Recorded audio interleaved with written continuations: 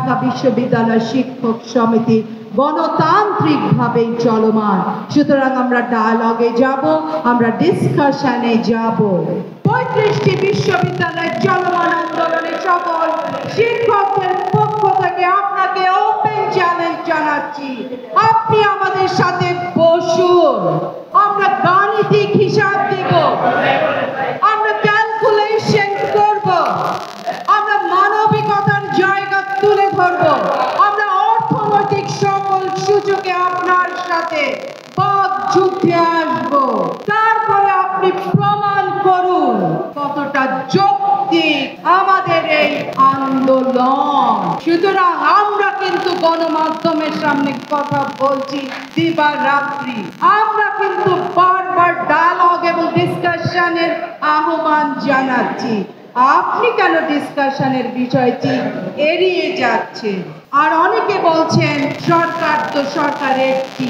No, conceptually government is one entity, but it is not the full reality. Government তার অনেকগুলো অঙ্গ সংগঠন আছে, এন্টিটিস আছে। সুতরাং অর্থ মন্ত্রণালয় বা অন্যান্য যা মন্ত্রণালয় আছে, কর্মচারী কর্মকর্তা বৃন্দ আছেন, আমরা তাদেরকে বারবার বলতে চাচ্ছি আপনারা বিভ্রান্ত করবেন না, বিভ্রান্ত সৃষ্টির কোনো জায়গা নেই। তবে পাশাপাশি আনুষ্ঠানিকভাবে যদি আমাদের কাছে ডায়ালগে বসবার আহ্বান আসে, আমরা অবশ্য আপনাদের সকলের মতামত নিয়ে, সকলের যে আপনারা আজকে আমাদের জানাচ্ছেন বক্তব্য, সকলকে জানাতে চাই ঢাকা বিশ্ববিদ্যালয় শিক্ষক সমিতি গণতান্ত্রিকভাবে চলমান। সুতরাং আমরা ডায়ালগে যাব, আমরা ডিসকাশনে যাব, পাশাপাশি আন্দোলনও চালিয়ে যাব।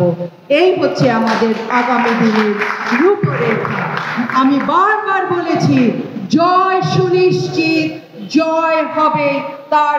আমরা ইতিমধ্যে কিন্তু তার বিভিন্ন প্রকরণ বা বিভিন্ন নিশানা দেখতে পাচ্ছি। তবে চূড়ান্ত বিজয় যেদিন হবে, আবার আপনাদের সাথে দেখা হবে, এই আশা, এই প্রতিজ্ঞা রেখে আপনাদের থেকে আজ বিদায় নিচ্ছি। জয় বাংলা, জয় বঙ্গবন্ধু।